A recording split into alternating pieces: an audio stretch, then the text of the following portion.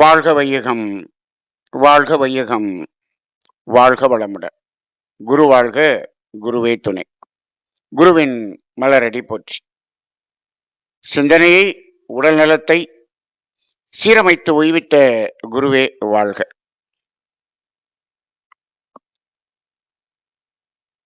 அறிவேதான் தெய்வம் என்றார் தாயுமானார். அகற்றதுதான் மெய்ப்பொருள் என்று எடுத்துக் காட்டி அறிவதனை அறிவித்தார் திருவள்ளுவர். அறிவை அறிவதற்கு முறைகள் சொன்னார் அறிஞர் திருமூலர். அப்பேரறிவில் ஆழ்ந்து ஆனந்த கவியார்த்தார் ராமலிங்கம். அறிவில் அறிவாய் நிலைத்து அறம் வகுத்தோர், அதை வாழ்ந்து காட்டியோர் நினைவு கூர்வோம். மெய்யன்பர்களே, சிந்தனையாளர்களே, ஜோதிட அறிஞர் பெருமக்களே, இப்போ நாம சென்ற பகுதியில நமது வாழ்க்கையை ஜோதிடத்தின் மூலமாக 2 பிரிவுகளாக பிரித்துக் கொள்ள வேண்டும் என்று பார்த்தோம்.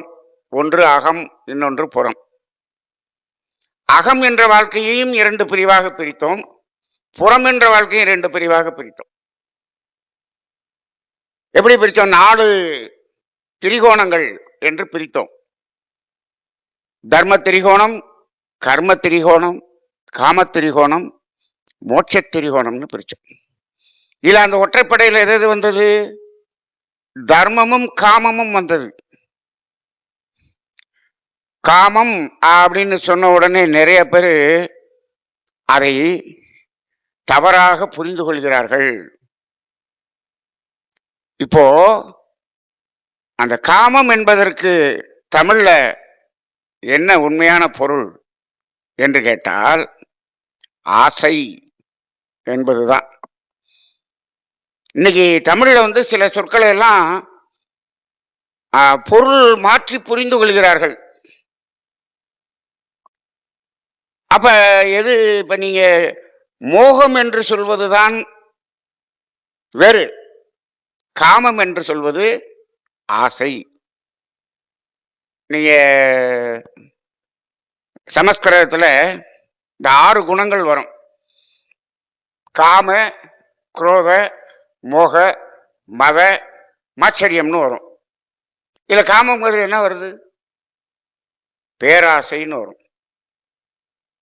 மோகம்ங்கிற இடம்தான் இந்த பொருள்ல வரும். நம்ம காம திரியோணம் சொன்னோடனே அதை இப்படியே நினைச்சிடறாங்க. கிடையாது. காமம் என்றால் ஆசை, ஆசையினுடைய வளர்ச்சி பேராசை. நல்லது. அப்ப காமத்திரியோணம் 3, 7, 11 நல்லதுதான், நல்லதுதான். நம்மளுடைய பார்வை அப்படி இருக்குது, மக்களுடைய பார்வை. சரி, இப்படி பிரிச்சோம். அப்ப தர்மமும் காமமும் அகம் சார்ந்ததுன்னு சொல்லிட்டோம். கர்ம திரிகோணமும் மோட்ச திரிகோணமும் புறம் சார்ந்ததுன்னு சொல்லிட்டோம். அப்ப அந்த திரிகோணத்துல 2, 6, 10ங்கிறது பணம் பொருள் வரவை குறிக்கக்கூடியதாக இருக்கிறது. அந்த மோட்ச திரிகோணத்துல 8, 12 என்ன ஆகும்? அது நம்மை விட்டு விலகக்கூடியதாக இருக்கும். அப்ப இந்த புறத்தில் இருக்கக்கூடிய வாழ்க்கை என்பது வருவதும் போவதுமாக இருக்கும். ஒரு திரிகோணத்துல வரும், இன்னொரு திரிகோணத்துல போகும்.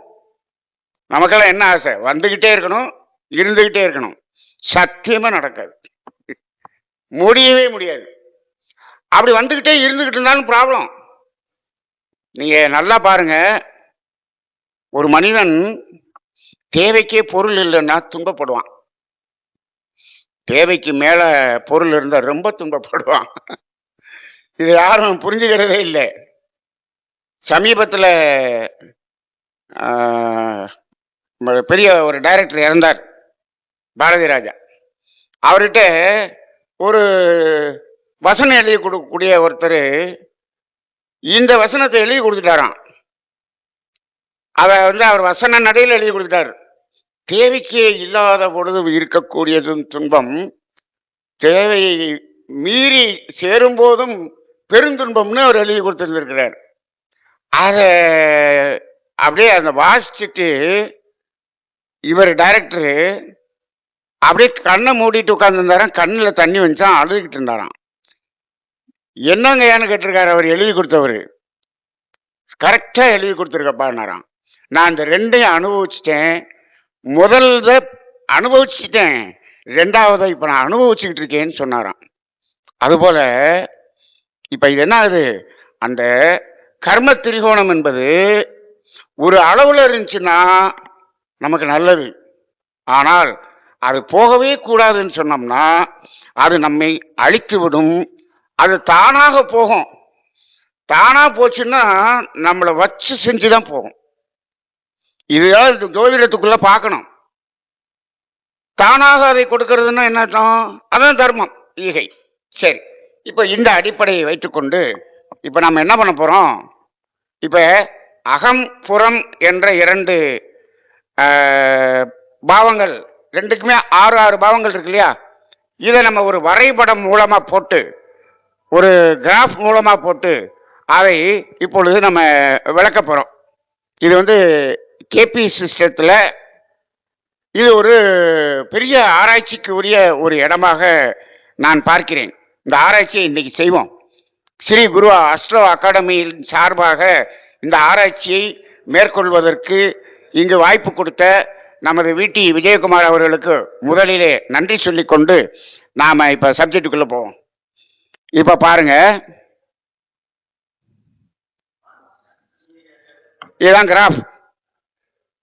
சாதாரணமா இப்ப இந்த கிராஃப் வந்து நம்ம இங்க தானே தொடங்குவோம். இப்ப நம்ம என்ன பண்ணுவோம்? முதல்ல அகம் சார்ந்த பாவங்கள் ஒவ்வொன்றும் எதை நோக்கி கிராஃப்ல எப்படி வளர்ச்சியில் போகிறது அப்படின்னு பார்க்கலாம்.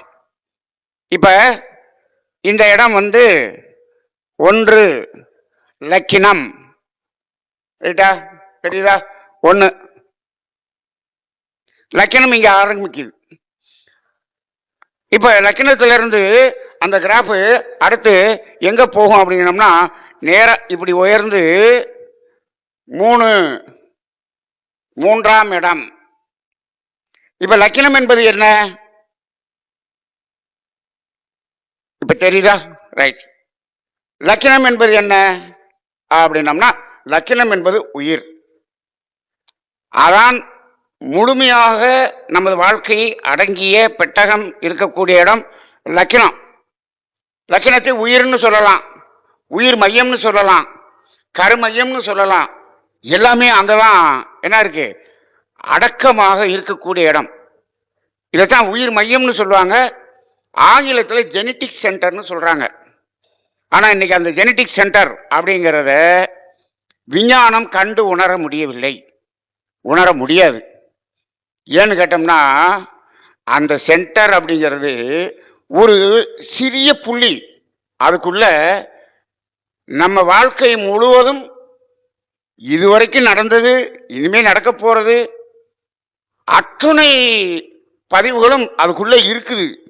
அப்படிங்கும்போது இது விஞ்ஞானத்தினுடைய அந்த கம்ப்யூட்டர் சிப்பை விட இது ஒரு சூப்பர் கம்ப்யூட்டரா இருக்கு. அது விஞ்ஞானத்தால் கண்டு உணர முடியாத ஒரு இடம். சரி, அப்ப அதான் லக்கினம். இது 3ஆம் இடம் அப்படிங்கும்போது அந்த உயிர் என்பது எந்த பரிணாமம் எடுக்கும்? அடுத்த பரிணாமம் என்ன அப்படின்னா உயிரினுடைய நீட்சி என்பது மனம் என்று ஆகிவிடும்.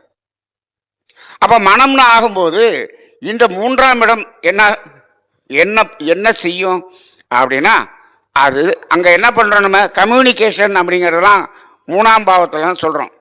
கம்யூனிகேஷன், தகவல் தொடர்பு, இது எல்லாமே இங்கதான் சொல்றோம். பேச்சு, அதாவது இந்த ஆன்மாவில் இருக்கக்கூடிய அத்தனை பதிவுகளும் எண்ணங்களாக வந்து சொல்லாக செயலாக மாறுவதற்குரிய இடம், வளர்ச்சி அடையக்கூடிய இடம் இந்த 3 தான். அப்ப அகத்துல 1 என்பது 3 என்று அங்கே உயர்கிறது. இது உயர்வு தான். வேதாத்திரி மாதிரி சொல்லார், உயிரின் படற்கை நிலை மனம் அப்படின்னு சொல்லுவார். அப்ப இந்த 3ஆம் பாவமாக மாறுது. சரி, 3லிருந்து அடுத்து மனம்னு வந்துருச்சு. மனம்னு வந்த பிறகு அந்த மனம் எப்படி வாழும் அப்படின்னு கேட்டீங்கன்னா, அது இன்னும் உயர்ந்து 5ஆம் பாவம் 5ங்கிறத உயரும். 5ங்கிறது என்ன? ரசனை, காதல், இயற்கை, குழந்தை, இயற்கையான உணவுகள், இசை, நடனம், கலை எல்லாமே 5ல் வந்துடும். அப்ப அந்த உயிர் மனம் மனம் என்னாகும்? அந்த கலைகள், ரசித்தல், காதல் என்ற அடிப்படையில் இங்கே உயர்ந்துருது. இது மனித வாழ்க்கை. இது நான் என்ன சொல்றேன்னா, எல்லாருக்கும் பொதுவாக நான் பேசணும். இன்னைக்கு இந்த பாவங்களினுடைய உண்மையான வளர்ச்சி எப்படி போகிறது என்பதை நம்ம பார்க்குறோம். அப்ப காதல் இப்படி 5ஆம் பாவமா வந்துருச்சு. வளர்ந்ததா? சரி. அதுக்கு அடுத்த நிலை என்ன? அடுத்த பரிணாமம் என்ன அப்படின்னா, மீண்டும் வளர்ந்து 7ஆம் பாவம்னா, 7ஆம் பாவம் நம்ம என்ன சொல்றோம்? கலஸ்திரஸ்தானம்னு சொல்லிவிடுறோம். அப்படி இல்லை. 7 அப்படிங்கிறது மக்கள் தொடர்பு. நம்மோடு யாரெல்லாம் தொடர்பு கொள்கிறார்களோ அவங்க எல்லாமே 7ஆம் பாவம் தான். நம்ம ஏன் அதை கலஸ்திரஸ்தானம்னு வச்சுட்டோம் அப்படின்னு சொன்னோம்னா, நம்ம தொடர்பு கொள்ளக்கூடிய நபர்களில் வாழ்க்கையிலே நாம் அதிகமாக தொடர்பு கொள்ளக்கூடிய நபர் யார்? கணவனுக்கு மனைவி, மனைவிக்கு கணவன். இது அதிகமாக தொடர்பு கொள்ளக்கூடிய. மற்றதெல்லாம் என்னாகும்? ஒரு காலகட்டத்தில் என்னாகும்? ஒதுங்கி குறையும். ஒரு லிமிட்டேஷன் இருக்கும். ஆனால் சாகும் வரைக்கும் நம்மளோட கூடவே இருக்கக்கூடிய ஒரு நம் எதிரில் இருக்கக்கூடிய நம்மோடு தொடர்பு கொள்ளக்கூடிய நபர் கணவன் மனைவியாகத்தான் இருப்பாங்க. ஆனாலும் 7ஆம் பாவத்தில் போய் என்ன பண்ணிட்டோம்? கலஸ்திரஸ்தானம்னு வச்சுவிட்டோம், கணவன் மனைவின்னு வச்சுவிட்டோம். ஆனால் அப்படி அல்ல. 7ங்கிறது சமுதாயத்தோடு தொடர்பு கொள்ளும். இப்ப இங்கே இயற்கை ரசித்தல். எது? 5ங்கிறது இயற்கை ரசித்தல். இயற்கை ரசித்தல்னு சொன்னோம்னா, சார் இப்ப நம்ம காதல் பண்றதும் 5ல் சொல்றோம் அப்படின்னு சொன்னோம்னா, நானும் அதைத்தானே சொல்றேன், வேற ஒன்றும் சொல்லு. இயற்கை ரசித்தல்னா, சார் இயற்கை ரசித்தல்னா ஏதோ அந்த மலையை பார்க்கறது, அந்த செடியை பார்க்கறது, பூவை பார்க்கறது, அது மட்டும்தான் இயற்கை ரசித்தல் அப்படின்னு நினைச்சுக்கிறீங்க. இல்லை இல்லை. ஒரு ஆண் பெண்ணை பார்த்து ரசிக்கிறதும் ஒரு பெண் ஆணை பார்த்து ரசிக்கிறதும் காதல், அதுவும் ரசித்தல் தானே. இது இயற்கையில் ஒரு அங்கம் தானே. ஒரு ஆண் அல்லது பெண் என்பது இயற்கையிலிருந்து வேறுபடுகிறதா? இந்த மரம் செடி கொடிகள்ல இருந்து, விலங்குல இருந்து, பறவைகள்ல இருந்து மனிதன் வரைக்கும் எல்லாமே இயற்கையோட சேர்ந்தது தான். அப்ப இதுவும் அதோட சேர்ந்தது தான். அதனால அது எந்த ஒரு இடமாக இருந்தாலும் ரசித்தல் என்ற ஒரு நிலையில் இருந்தால் அது 5ஆம் பாவம். நீ 5ஆம் பாவத்துல நம்ம குழந்தைய வச்சிருக்கோம். குழந்தைய பார்த்தா எல்லாரும் அப்படியே எடுத்து கொஞ்சிறாங்க, ரசிக்கிறாங்களா? முடியுதா? முடியுது. அது எல்லாமே அந்த ரசிக்கக்கூடிய இடமெல்லாம் 5ல் வந்துடும். அப்ப 7ங்கிறது சமுதாய மக்களோடு தொடர்பு கொண்டு நமது வாழ்க்கையை வாழக்கூடிய. இப்ப நம்ம சொன்னோம்லே இல்லறம் அப்படின்னு சொன்னோம். இங்க வரும்போது என்ன வந்துடும்? நமக்கு அந்த கர்ம திரியோணம்லாம் அதுல வந்துடும். 6க்கு அடுத்து 7. அப்ப இங்க வரும்போது அந்த சமுதாய தொடர்பு. இத பொருளாதாரம்ங்கிறது கம்மியா தான் இருக்கும். இந்த 7ல் பொருளாதாரம் கம்மியா இருக்கும். நம்ம சொல்லியிருந்தோம் இல்லையா, இந்த காமத்திரியோணம் 3, 7, 11ல் பொருளாதாரமே புறமே இல்லைன்னு சொல்லிட முடியாது. இருக்கு, பொருளாதாரம் இருக்கும். எவ்வளவு இருக்கும்? 30% பொருளாதாரம் இருக்கும், 70% அக உணர்வு இருக்கும். ஆனா நீங்க இந்த 2, 6, 10 இருக்கே கர்ம திரியோணம், 70% பொருளாதாரம் தான் இருக்கும். 30% தான் அதுல என்ன இருக்கும்? அகம் சார்ந்தது இருக்கும். அப்ப அந்த பெர்சன்டேஜ் தான் கூட குறையா. ஆனா அதுல இது மட்டும்தான் அப்படின்னு சொல்லிட முடியாது. எல்லாமே இருக்கும், கலந்துதான் இருக்கும். எது விஞ்சி நிற்கிறதோ அது வெளிப்படுகிறது. ஒரு ஆணுன்னு சொல்றோம். ஆணுன்னு சொன்னா அவன் முழுமையாக ஆணான்னு கேட்டா இல்லை. அப்படி இல்லை. ஆணினுடைய தன்மை ஒரு 65% இருந்து பெண்ணினுடைய தன்மை 35% இருந்தால் அவன் ஆணாக இருக்கிறான். பெண்ணினுடைய தன்மை 65% இருந்தால் ஆணினுடைய தன்மை 35 இருந்தால் பெண்ணாக இருக்கிறார். அவ்வளவுதான் வித்தியாசம். அதனால ஒரு ஆணுக்குள் பெண்மை இருக்கிறது, ஒரு பெண்ணுக்குள் ஆண் தன்மை இருக்கிறது. இது இல்லைன்னு சொல்லவே முடியாது. இதெல்லாம் ரொம்ப ஆழமாக சிந்தித்தோம் என்ற சொல்ல ஒரு ஆழமான ஒரு ஆன்மீகம். நாமெல்லாம் இன்னைக்கு சொல்லிட்டு இருக்கோம், ஒரு ஆண் பெண் இணைப்பு, இல்லற சுகம், தாம்பத்தியம், இப்படிலாம் சொல்லிட்டு இருக்கிறோம். ஒரு உண்மையை மட்டும் நான் இப்ப சொல்லிக்கிறேன்.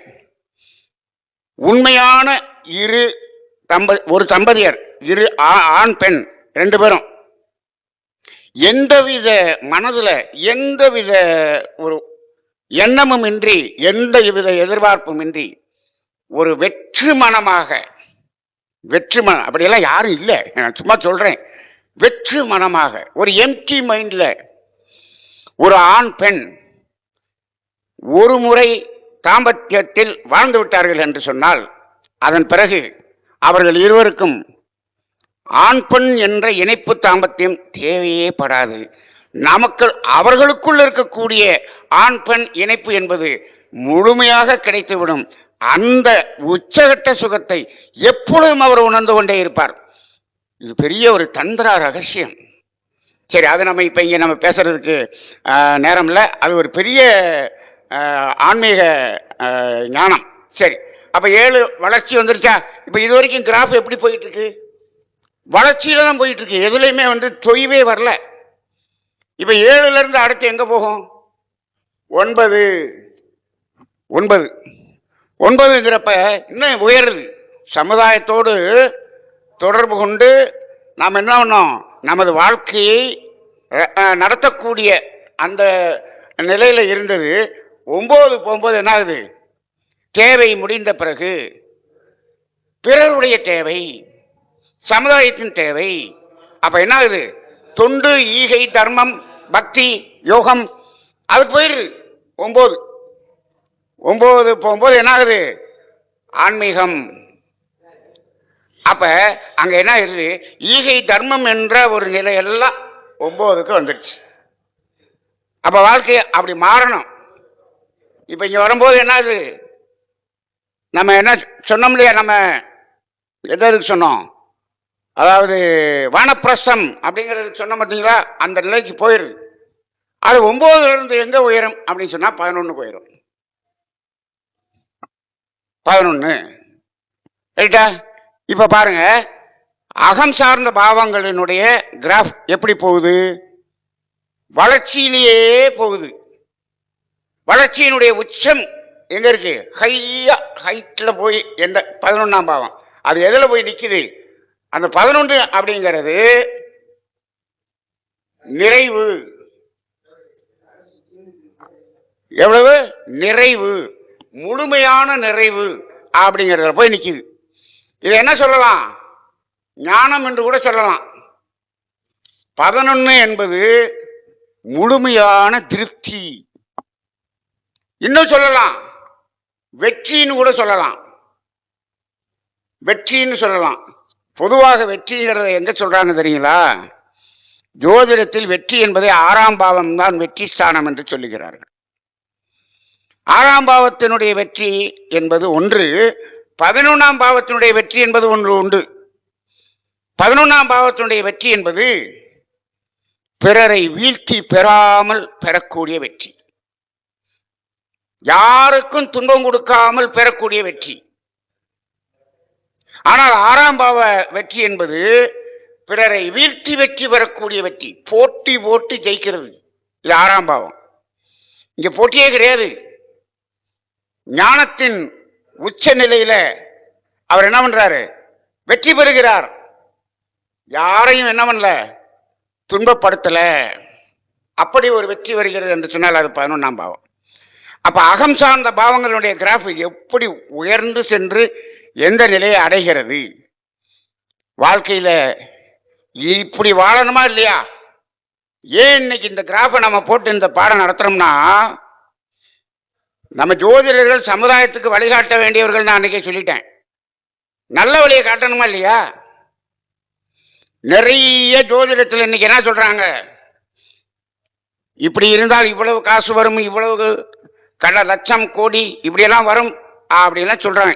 இப்படியெல்லாம் வர்றதுங்கிறது நல்ல வாழ்க்கையா என்று கேட்டால் நல்ல வாழ்க்கை மாதிரி போய் நார வாழ்க்கையாக மாறக்கூடியது. அதைத்தான் இப்ப நம்ம பார்க்க போறோம். எப்படின்னு பார்ப்போம் பாருங்க. இப்போ புறம் சார்ந்த பாவங்களுடைய கிராஃபை போடுவோம். 2 இப்ப இங்க இருந்து 2 2 2ங்கிறது என்ன பாவம்? 2ங்கிறது பொருள், பணம். என்ன பணம்?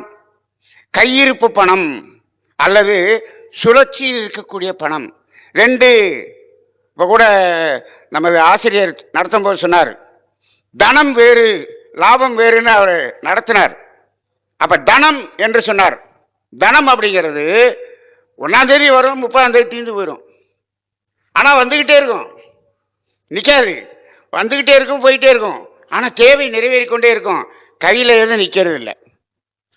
நீ நல்லா பாருங்க, நம்ம சாப்பிட்றோம், டெய்லி சாப்பிட்றோம்.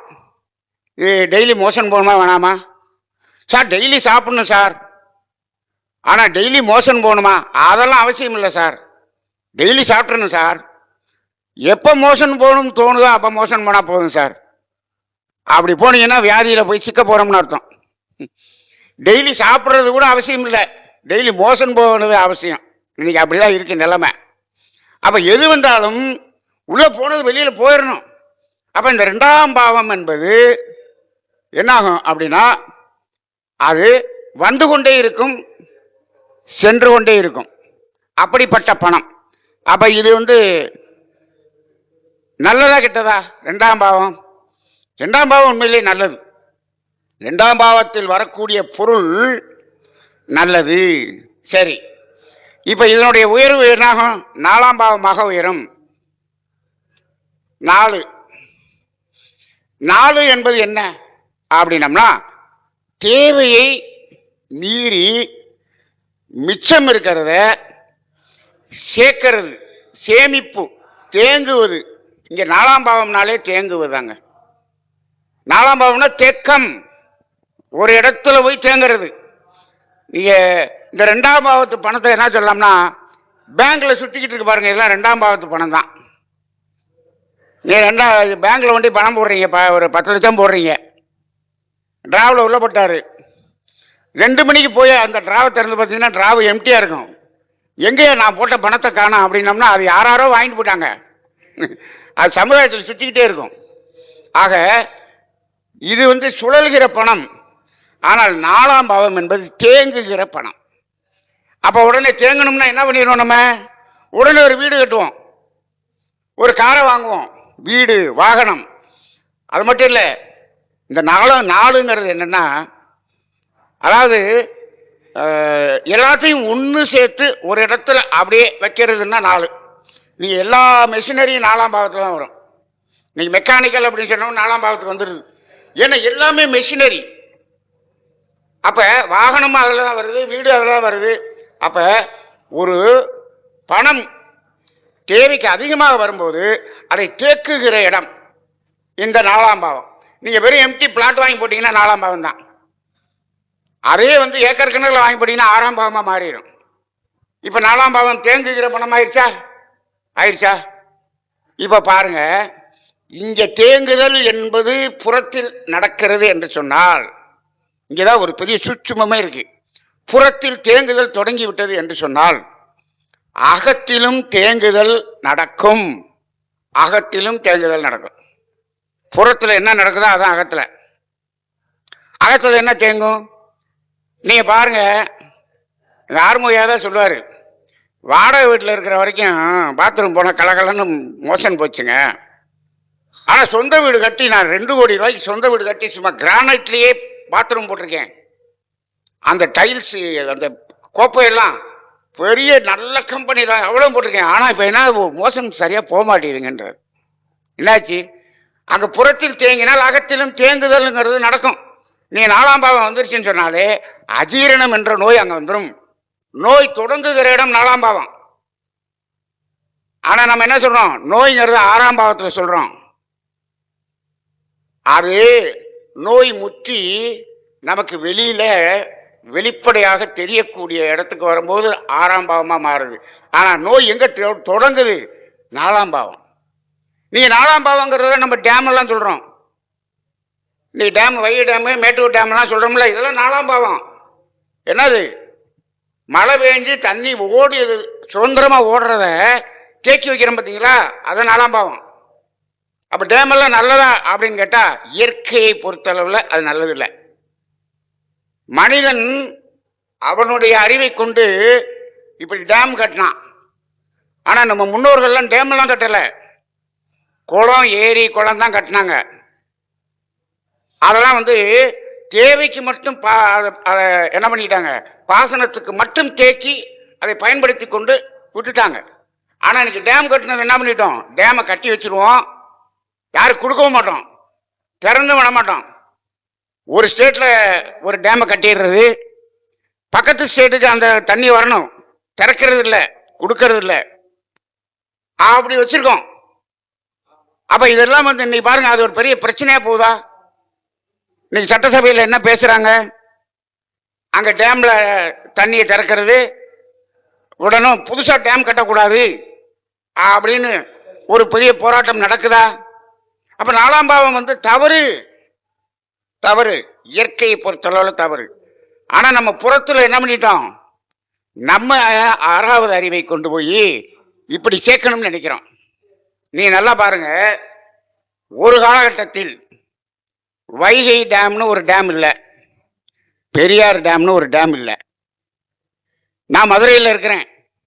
மதுரையில் இருக்கக்கூடிய வயதான பெரியவர்கள் எல்லாம் சொல்லுகிறார்கள், இந்த பெரியார் டேமும் வைகை டேமும் கட்டுவதற்கு முன்னால் வருடம் முழுவதும் இந்த வைகை ஆற்றில் தண்ணீர் ஓடிக்கொண்டே இருந்தது என்று சொல்லுகிறார்கள். வருடம் முழுவதும் ஓடணும்.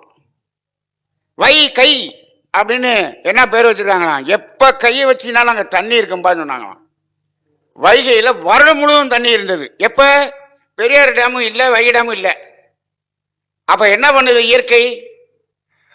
அதாவது தண்ணி குறைஞ்சதுன்னா மழை பெஞ்சிரும், அது குறைய குறைய குறைய மழை பெஞ்சுக்கிட்டே இருந்துச்சு, தண்ணி ஓடிக்கிட்டே இருந்தது. இப்ப இந்த 2 டேமையும் கட்டின பிறகு அந்த வைகை ஆற்றுல வெறும் சாக்கடை தான் ஓடுது, தண்ணி ஓடுறதே பார்க்கவே முடியவில்லை. நாங்களாம் அதுல சுத்தமான தண்ணியை பார்த்து பல வருடங்கள் ஆகிவிட்டது. அப்ப இதுதான். அப்ப எதையுமே தேவையின் அளவில் தேக்க வேண்டும் என்றுதான் இயற்கை சொல்லுகிறது. ஆனால் நாம் புறத்தில் தேக்குதலை தொடங்கிவிட்டோம். இன்னைக்கு 4ஆம் பாவ தேக்குதல்ங்கிறது ரொம்ப ரொம்ப ரொம்ப ரொம்ப சர்வசாதாரணமாகி போச்சு, எல்லார்கிட்டையும் வந்துருச்சு. இப்ப இதுல இருந்து உயர்வு என்ன தெரியுங்களா? அடுத்து 6ஆம் பாவத்தினுடைய தேக்கம். 6ஆம் பாவத்தினுடைய தேக்கம்ங்கிறது என்ன? அதீதமான தேக்கம். பொருளை என்ன பண்றது? இன்னும் கொஞ்சம் சேர்க்கறது, நிறைய சேர்க்கறது. யாருக்கு? நம்ம தலைமுறைக்கு சேர்க்கறது, பையனுக்கு சேர்க்கறது, பேரனுக்கு சேர்க்கறது. இப்படி மொத்தமாக பொருளாதாரத்தை ஒரே இடத்தில் தேக்குவது என்பது 6ஆம் பாவம். இப்ப என்னாச்சு? 2, 4, 6ஆக மாறிவிட்டது. இந்த 6ல வந்த உடனே என்ன ஆகும்? இங்க நோய் தொடங்கியதுன்னு சொன்னேன் 4ல. இந்த 6ல என்ன ஆகும்? நோய் முத்திரும். அந்த 6ஆம் பாவத்துக்கு என்ன சொல்ற? ரண ரோக சத்துருஸ்தானம் சொல்றோமா? அங்க என்ன இருக்கு? அப்ப நோய் முத்திய நோய் வந்துடும், கண்டிப்பா கடன் வந்துடும், போலீஸ் கேஸ் பிரச்சனை எல்லாம் வந்துடும். ஆனா என்ன வந்துடும்? காசு நிறைய இருக்கும். சில பேர் சொல்றாங்க, சார் 6ஆம் பாவம் நல்ல பாவம் சார். எப்படிங்க? அதானங்க நோய் வரும் அப்படின்னு சொன்னா அவங்க சொல்றாங்க, சார் நோய் வரும் சார், அந்த நோய்க்கு அப்போலோ ஹாஸ்பிட்டலில் கொண்டு பணம் கட்டுறதுக்கு நம்மகிட்ட எப்படினாலும் 5 லட்சம் பணம் இருக்கும் சார். ஐயா 5 லட்சமே வேண்டாம், எனக்கு நோயே இல்லை, அது நல்ல வாழ்க்கையா? 5 லட்சம் நான் பணம் கட்டி வைத்தியம் பார்க்கறதுக்கு என்கிட்ட பணம் இருக்குதுன்னு சொல்றது நல்ல வாழ்க்கையா? ஆனா இன்னைக்கு மனிதன் இதைத்தான் விரும்புகிறான். காசு இருந்தா போதும், வைத்தியம் பார்த்துக்கலான்னு விரும்புறான். ஆனா நோயை வராமல் இருக்க வேண்டும் என்று சொல்றது அகம் சார்ந்த பாவம். நீ 5ஆம் பாவத்துக்கு போயிட்டீங்கன்னா நோயே வராது. இங்க அகம் சார்ந்த வளர்ச்சியில் 5ல நோயே வராது, 6ல நோய் முத்திருது. அப்ப இந்த 6லயே என்ன ஆயிருது? சிக்கல் தொடங்கி விட்டது. அப்ப புறம் சார்ந்த பாவம் ஒரு 3 பரிணாமம் எடுத்த உடனே சிக்கல்ல போய் சிக்கிடுது. இங்க ஏதாவது சிக்கல் சிக்குச்சா? அகத்துல எதுவுமே இல்லை. சரி, அப்ப 8 என்ன ஆகும்? 8 ஏற்கனவே 6 முத்தின வியாதி, 8 அதை விட முத்தி ஐசியூவில் போய் படுக்கக்கூடிய வியாதி 8. அப்ப கிராஃப் மேல போடலாமா கீழே இறக்கிடலாமா? அப்படின்னா கீழே கண்டிப்பா இறக்கியே ஆகணும். 8 என்னாச்சு? 2 4 6 ஏறி கீழே இறங்கிருச்சு 8. 8ல் போனீங்கன்னா ஐசியூ படுத்து பைபாஸ் சர்ஜரி பண்ணி கர்ப்பப்பையை எடுத்து அதை வெட்டி எடுத்து இதை வெட்டி எடுத்து எல்லா வேலையும் நடந்துருங்க. அப்ப என்னாச்சு? 8ஆ மாறி விட்டதா? மாறி விட்டது. 8ல் இன்னும் என்ன அப்படின்னு சொன்னோம்னா, 8ல் பெரிய கடன், பெரிய கடன் அப்படிங்கிறது 8ல் தான் வரும். பெரிய துன்பம். அப்ப எல்லாமே 8ல் போய் சிக்கி தவிக்கிறான். நம்ம கேபியில் என்ன சொல்றோம்? எது ரொம்ப மோசமானதுன்னு சொல்றோம்? 8 12. 8 12 வரவே கூடாது. அது எதுக்கு கெடுதல்? லக்கினத்துக்கு கெடுதல். லக்கினம் என்ற அந்த 1ஆம் பாவத்துக்கு 8 12 இது ரெண்டும் லக்கினத்தை அழித்து விடும். லக்கினத்துக்கு கெடுதல். அப்ப அப்படின்னு சொல்றோம். அந்த 8 வந்துருச்சா? அப்ப இந்த புறம் சார்ந்த பாவம் வளர வளர வளர அது நமக்கு கெடுதலைத்தான் கொடுக்கும். ரைட்டுங்களா? நீங்க ஒரு பழமொழி மாதிரி வேதாத்ரி மகரிஷி சொன்னதை ஒன்று சொல்றேன், கேட்டு பாருங்க. என்னன்னா, வாங்கிய கடனும் தேங்கிய பணமும் வளர வளர வாழ்வை கெடுக்கும். அப்ப பற்றாக்குறை இருந்தாலும் கஷ்டம், அதிகமாக இருந்தாலும் கஷ்டம். சரி, அப்ப அந்த 8னுடைய அடுத்த நிலை என்னவாக இருக்கும்? 8க்கு அடுத்து 10ன்னு இருக்கு, அதுக்கு அடுத்துதான் 12ன்னு இருக்கு. இப்போ 2 விட 4 மோசம், 4 விட 6 மோசம், 6 விட 8 மோசம். எது? துன்பம் அப்படிங்கிறதை நோக்கி போறதில்ல. அப்ப 10 இதை விட துன்பமா தானே போகணும். ஆனா 10 துன்பம் இல்லையே, பெரிய துன்பத்தை கொடுக்கலையே. அப்ப அதுக்கடுத்து 8க்கு அடுத்து 12 தானே மோசம்னு சொல்றோம். அப்ப 8ல இருந்து 12 போயிருது, கீழே வந்துருது 12, இடையில 10 மட்டும் ஒதுங்கி நிற்கிறது. அப்ப என்ன ஆகுதுன்னா, இங்க கிராஃப் இப்படி வந்து 10 இங்க இருக்கு. இது என்ன ஆகுது? நேரா 12 கீழே வந்துருச்சு. அப்ப இடையில 10 என்னாச்சு? இடையில ஒதுங்கி நிற்கிறது. இதுதான் 10. இது ஏங்க 10 மட்டும் ஒதுங்கி நிற்குது? இதுதான் கிராஃப், புறத்தினுடைய கிராஃப். இப்ப 8ஆம் பாவத்துல அந்த அவ்வளவு பிரச்சனை அனுபவிச்சாலும் இந்த 10ஆம் பாவம் நமக்கு துன்பம் தராதது காரணம் என்ன என்று சொன்னால், 10ஆம் பாவம் என்பது தொழில். என்னது? தொழில், முதலீடு போடக்கூடிய தொழில். என்ன பண்றோம்? இங்க 6ஆம் பாவத்திலையும் 8ஆம் பாவத்திலையும் பணத்தை நம்ம தேக்குனது மாதிரி அதை சேர்த்தோம். இதை கொண்டு போய் தேக்கிறதுக்கு பதிலா என்ன செய்யறோம்? 10ஆம் பாவம் என்ற தொழிலில் போட்டு விடுகிறோம். 10ஆம் பாவம் தொழில் என்ன? இன்னைக்கு 10ஆம் பாவ தொழில் ஒரு என்ன பண்ண 10 லட்சம் என்ன பண்றாரு ஒருத்தர் 10ஆம் பாவத்துல தொழில போட்டார் அப்படின்னு வச்சுக்கோம். இல்ல 10 கோடி ஏதோ ஒண்ணு தொழில போட்டார்னு வச்சுங்க. இப்ப பாருங்க, இந்த தொழில போட்ட இந்த 10 கோடி ரூபாய் அதுல என்ன இருக்கு? அது அந்த தொழில அது நிறைய பொருட்களாக இருக்கிறது. அந்த பொருட்கள் எல்லாம் எதற்காக? எதற்காக அந்த தொழில்? ஒரு பெரிய பலசர கடையில 10 லட்சம் ரூபாய்க்கு பலசரக்கு வச்சிருக்காங்க. யாருக்காக? எதுக்காக? அது அந்த கடைக்காரரு சமைச்சு சாப்பிடுறதுக்கா? அவங்க குடும்பம் சமைச்சு சாப்பிடுறதுக்கா? இல்ல, சமுதாயத்தில் இருக்கக்கூடிய மக்கள் சமைச்சு அவங்களுடைய தேவையை பூர்த்தி செய்வதற்காக இவர் ஜாமான் வச்சிருக்கார். 10 லட்சம் ரூபாயில 2 லட்சம் ரூபாய்க்கு அந்த ஜாமான் விற்கிது. உடனே திருப்பி 2 லட்சம் ரூபாய்க்கு இவன் ஜாமான் வாங்கி வச்சிருவார். அப்ப இந்த 10 லட்சம் ஜாமான் அப்படியே இருந்துகிட்டே இருக்கும். அப்ப இவர் இந்த 10 லட்சத்தை அல்லது ஒரு துணி நெய்யக்கூடிய ஒரு ஃபேக்டரி வச்சுட்டார், ஸ்பின்னிங் மில் வச்சுட்டார். 10 கோடி ரூபா. இந்த 10 கோடியில் இருக்கக்கூடிய அந்த துணி முழுவதும் யார் போடுறதுக்கு? சமுதாயம் போடுவதற்கு. அப்ப அவர் 10 கோடி என்ன பண்றாரு? சமுதாயத்துக்காக வச்சிருக்கிறார். அப்ப அது விற்க விற்க திரும்பவும் தயார் பண்ணி வச்சுக்கிட்டே இருப்பார். அப்ப 10 கோடியாக இருந்தாலும் 100 கோடியாக இருந்தாலும் இந்த 10ஆம் பாவத்தில் அதை போட்டோம்னா அந்த பணம் சமுதாயத்துக்காக நாம் போட்டு விடுகிறோம். சமுதாயத்தின் பயன்பாட்டுக்காகத்தான் போட்டு விடுகிறோம். ஆனா அதுல இருந்து மாசம் 1 லட்சம் ரூபாய் இதுல இருந்து நீங்க எடுக்கிறீங்க. எப்படி? மாசம் 1 லட்சம் ரூபாய் நீங்க செலவுக்கு எடுத்துக்கிறீங்க. இந்த 1 லட்சம் ரூபாய் என்னவா மாறும் அப்படின்னா இந்த 1 லட்சம் ரூபாய் 6ஆம் பாவமாக மாறும். இது 6ஆம் பாவமாக மாறி உங்களுக்கு அது பலன் கொடுக்கும். அதுல எந்த அளவுக்கு துன்பம் வருமோ அந்த துன்பத்தை கொடுக்கும். ஆனால் இந்த 10 லட்சமோ இந்த 10 கோடியோ நமக்கு துன்பம் கொடுக்காது. அப்ப ஒரு தொழில ஒருத்தர் எத்தனை கோடி போட்டாலும் இது சமுதாயத்தினுடைய பயன்பாட்டுக்காகங்கிற உணர்வோட போடணும். இதுல 100 கோடி இந்த ஃபேக்டரி என்னுடையது, நான் எப்போ வேணாலும் எடுத்து நான் என்ன வேணாலும் பண்ணுவேன், எப்படி வேணாலும் வாழ்வேன் அப்படின்னு நீங்க அகம்பாவத்தோடு வாழ்ந்தீர்கள் என்று சொன்னால் அந்த தொழில் முழுக்கவாக மூடக்கூடிய ஒரு நிலை வரும். 10ஆம் பாவம் அழிந்து விடும்.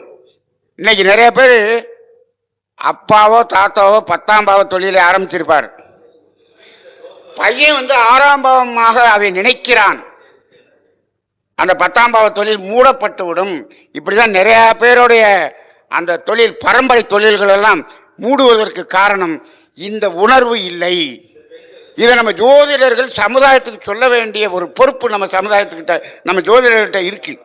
இதை ஜோதிடர்கள் சொல்லுங்கள். அதுக்காக தான் இன்னைக்கு நம்ம இன்னைக்கு ஸ்ரீ குரு அஸ்ட்ரோ அகாடமியில் இன்னைக்கு இதை பற்றி இப்படி போட்டு விளக்கணும்னா எதுக்காக? ஜோதிடர்கள் இதை உணர்ந்து கொண்டு சமுதாயத்துக்கு சொல்லணும், வழிகாட்டணும். சும்மா ஜோசியருக்கு அவங்க ரூபா கொடுக்குறாங்க, 1000 ரூபா ஃபீஸு 2000 ரூபா ஃபீஸு வாங்கி நீங்கள் பாட்டுக்கு நீங்கள் வாங்கிட்டு நீங்கள் 6ஆம் பாவத்தையும் 8ஆம் பாவத்தையும் கூட்டிட்டு நீங்கள் போய் ஆஸ்பத்திரியில் படுக்க போறீங்க. அப்படிதான் ஆக போகுது. இது நமக்கு புரிஞ்சுருந்துன்னா நம்மளும் லிமிட்டாக இருப்போம். எனக்கு தெரிந்த ஒரு ஜோதிடர் இருக்கார். இங்கே ஜோதிடம் விற்கப்படுவதில்லைன்னு சொல்லுவார். ஜோதிடத்தில் நான் பணம் வாங்கி நான் அது 4ஆம் பாவமா 6ஆம் பாவமா மாற்றணும்னா அது எனக்கு பெரிய தரித்திரமையான்னு சொல்லுவார். ஆனால் அதுக்காக நம்ம வாழ்றதுக்கு வேண்டியதுக்கு அதை வாங்குறதுல ஒன்றும் இல்லை. அப்ப வாங்கினாலும் வாங்கினதுக்கு நம்ம என்ன பண்ணணும்? சரியான வழிகாட்டுதலை கொடுக்க வேண்டும். அதுக்காகத்தான் இன்னைக்கு ஜோதிடத்தில் உள்ள அடிப்படை தத்துவங்களை எல்லாம் இப்ப நம்ம பேசிக்கிட்டு இருக்கோம். அப்ப 10ஆம் பாவம் 10ஆம் பாவமாக இருந்தால் நம்மை ஒன்றும் செய்யாது. இது கர்மம், கர்மஸ்தானம். சமுதாயத்துக்காக போட்டுருங்க, இருக்கட்டும். அப்ப இதிலிருந்து ஒரு பகுதி நீங்கள் எடுத்துக்கொள்கிறீர்கள். அந்த 1 லட்சம் எடுக்கிறீங்களே அதற்கு உழைப்பை நீங்கள் கொடுத்துட்டு எடுக்கணும். நீங்க நிறைய பேர் என்ன பண்றது இல்ல, நான் முதலாளி லாபத்தை நான் எடுத்துக்குவேன். என்ன பண்றீங்க? அந்த 1 லட்சம் எப்படிங்க வந்துச்சு? உழைச்சி சம்பாதிச்சியா? இல்ல, நான் போட்ட பணம் எனக்கு பணத்தை சம்பாதித்து கொடுத்தது. பணம் சம்பாதிக்கிறது அங்கேயே உனக்கு வினை வந்துருச்சுப்பா. அந்த காலத்தில் இருக்கிறவங்க யாருமே எவ்வளவு பெரிய தொழில் வச்சிருந்தாலும் அந்த தொழிலை இவரு இறங்கி வேலை வைப்பார், தொழிலாளியாக இருப்பார். நீ அப்படிலாம் இல்லை. சரி, அப்ப 10ஆம் பாவம் எப்படி ஒதுங்கி நிற்குதுன்னு தெரியுதா? இப்ப புறத்தினுடைய பாவம் இப்படி போய் கீழே இறங்கி 12ல போய் கட்டாயுது. 12 8 12 ரெண்டும் என்ன ஆகுது? வந்த பொருளெல்லாம் இழக்கக்கூடிய ஒரு நிலை வருகிறது. அதனாலதான் நம்ம என்ன செஞ்சோம்? 4 8 12 4 8 12 மோட்சஸ்தானம், மோட்ச திரியோணம் சொன்னோமா? மோட்ச திரியோணம் 4 8 12. ஏன் அத்தனை கஷ்டங்கள் துன்பங்களை அனுபவிச்சு எல்லாத்தையும் இழந்து போய் எங்க நிக்க போற? சன்னியாசா போய் நிக்க போறான். இது எதுக்குப்பா நீ இப்படி பண்ணணும்? 8க்கும் 12க்கும் போகணும். 1 10க்கு போடு, அப்படி இல்லையா 9க்கு போ, தானம் தர்மங்களுக்கு செய். 10ங்கிறத விட 9 மிகச்சிறந்தது, மிகச்சிறந்தது. நீ இந்த வழியில போயிட்ட, அப்ப 10ல போடு. இன்னும் நான் என்ன சொல்லுவேன்னா, இந்த 10லையும் போடு. இந்த 10லேருந்து நீ எடுக்கிறீல, 1,00,000 எடுக்கிற, அதில் 50,000 உனக்கு செலவாகுதுன்னா மீதி 50,000 என்ன பண்ணு, 9ஆம் பாவத்தில் கொண்டு தான தர்மத்தில் போடு. நிறைய மில்லு முதலாளிகள் வெளியே தெரியாமல் அந்த தான தர்மம் செய்து கொண்டிருக்கிறார்கள். அப்போ இந்த 8, 12ங்கிறது கீழே போய் முடியுது. இதுதாங்க கிராஃப், இதுதான் வரைபடம், வாழ்க்கையினுடைய வரைபடம். அப்போ அகம் சார்ந்த பாவம் இங்கே தொடங்கி ஒரு உச்சமான ஒரு வெற்றியை நோக்கி செல்லுகிறது. புறம் சார்ந்த பாவம் இந்த 4 வரைக்கும் நல்லா போகுது, 6ல் போய் பிரச்சனையாகி, 8ல் பெரிய பிரச்சனையாகி, 12ல் வந்து என்ன ஆகிறது, எல்லாத்தையும் இழந்து வெளியில் போய் முடிவுக்கு வந்து நிற்கிறது. இந்த கிராஃப் கீழே இறங்கிடுது. இதுதான் புறம் சார்ந்த பாவம். அப்போ இன்னைக்கு நம்ம புறம் சார்ந்த பாவம் தான் நல்லது நல்லது நல்லது. 2, 6, 10 இதில் 4ஐயும் சேர்த்துக்கிறாங்க. இது இருந்துச்சு 2 நாள் 6, 10 இருந்துச்சுன்னா சூப்பர் ஜாதகம். அப்படி இருந்துச்சுன்னா அந்த மாப்பிள்ளை அற்புதமான மாப்பிள்ளை, அவர் கொடுக்கலாம் அப்படின்னு சொல்கிறாங்க. ரைட்டு, அவர் இப்போதைக்கு நல்ல மாப்பிள்ளை, அப்புறமேலு கஷ்டப்படுற மாப்பிள்ளை இவர் தாங்க. அப்படி வர்ற ஒரு நிலை தான் இதில் இருக்கும். அதனால் இந்த பொருள் பணம் அப்படிங்கிறத தேவைக்கு வச்சுக்குங்க. தேவைக்கு மேலே லட்சம் கோடி அப்படி வருது இப்படி வருது, உனக்கு அந்த யோகம் வருது இந்த யோகம் வருது அப்படின்னு சொன்னால் நீ நாசமாக போகிறங்கிறதுக்கு அறிகுறின்னு ஜோசியர் சொல்லணும். ஆனால் ஜோசியரே இன்னைக்கு கோடி கோடியாக சேர்த்துக்கிட்டு இருக்காரே, அப்போ அவருக்கே இன்னும் இந்த ஞானம் சரியாக புரிபடவில்லை. அதுக்காக தான் இந்த கிராஃப் போட்டிருக்கோம். இந்த கிராஃப் வந்து நமது வாழ்க்கையை அப்படியே படம் பிடித்து காட்டுகிறது. இதை நீங்கள் ஆராய்ச்சிக்கு எடுத்துக்கொள்ளுங்கள், தெளிவாக புரிந்து கொள்ளுங்கள். புரிந்து கொண்டு நமது வாழ்க்கையும் சீர்படுத்திக் கொள்ளுங்கள். சமுதாயத்துக்கு இதை வழிகாட்டியாக, சமுதாயத்துக்கு வழிகாட்டுதலாகவும் செய்யுங்கள் என்று கூறிக்கொண்டு நிறைவு செய்து கொள்வோம். நன்றி. வாழ்க வளமுடன்.